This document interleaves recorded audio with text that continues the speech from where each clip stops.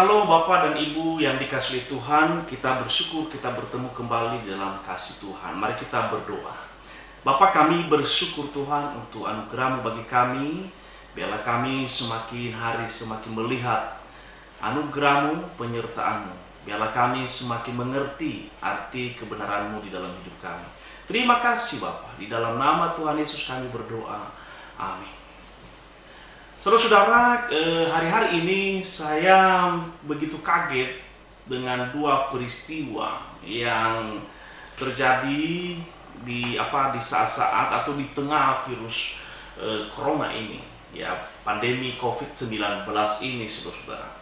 Kalau beberapa hari yang lalu atau tadi malam saya membaca sepulang dari gereja, saudara-saudara, lalu kemudian saya istirahat, lalu kemudian sampai malam saya melakukan berbagai aktivitas, lalu kemudian saudara saya membuka sebuah media sosial di mana saudara ternyata di sebuah daerah ada satu adegan yang saya pikir itu adegan yang sangat tidak baik di tengah virus corona ini, di mana seseorang yang melakukan ibadahnya di rumah, lalu kemudian ada orang atau tokoh agama yang ingin membubarkannya, menghentikannya dengan suara yang keras dan sepertinya tidak manusiawi menurut saya.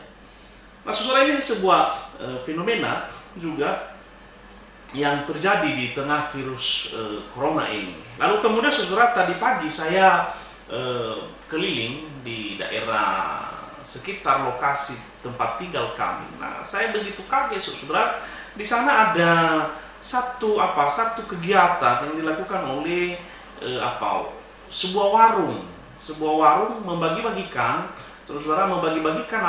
nasi bungkus kepada tukang becak, kepada ojol, kepada orang-orang yang lewat di sana, bahkan sopir angkot dibagikan nasi kotak terus dibagikan juga. Nah, saudara yang dikasihi Tuhan, apa sih yang menjadi perenungan saya di dalam dua peristiwa ini? Yang satu, saudara, antipati dengan orang lain. Yang kedua, saudara, wah, begitu luar biasa, dia siapapun tanpa mengenal agama, tanpa mengenal suku, saudara, dia mereka membagikan nasi kotak kepada semua orang yang lewat, saudara. Nah, saya berkata begini, bahwa hal ini juga terjadi di antara gereja, bahkan GKBJ Regensi juga melakukannya, saudara. Gereja kami yang kami layani melakukannya tanpa membedakan orang, saudara. Nah, saudara, hal ini juga mengingatkan saya kepada sebuah peristiwa COVID ini, COVID-19 ini, saudara, mengingatkan saya kepada sebuah pelajaran yang penting, saudara. Ternyata COVID-19 ini, saudara, semestinya mengajarkan kita kepada satu hal, di mana seharusnya di tengah COVID ini kita tidak lagi antisosial. Nah, saudara, bagi orang-orang yang antisosial, jangan lagi antisosial.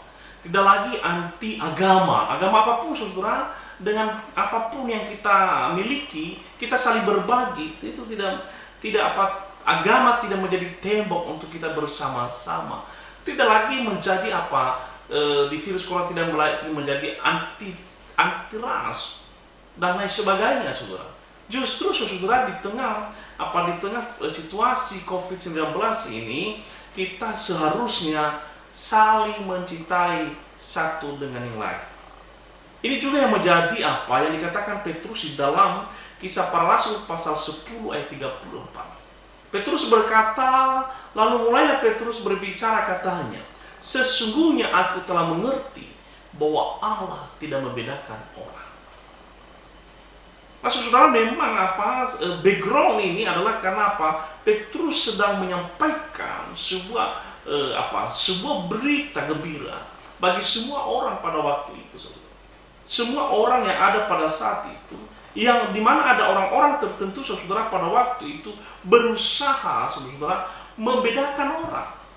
Nah, kalau Bapak Ibu membaca nanti Kisah Para Rasul pasal 10 ini panggilan Tuhan kepada Petrus ketika Petrus pergi kepada Kornelius. Kornelius itu bukan orang Yahudi, saudara, tetapi orang yang dianggap kafir.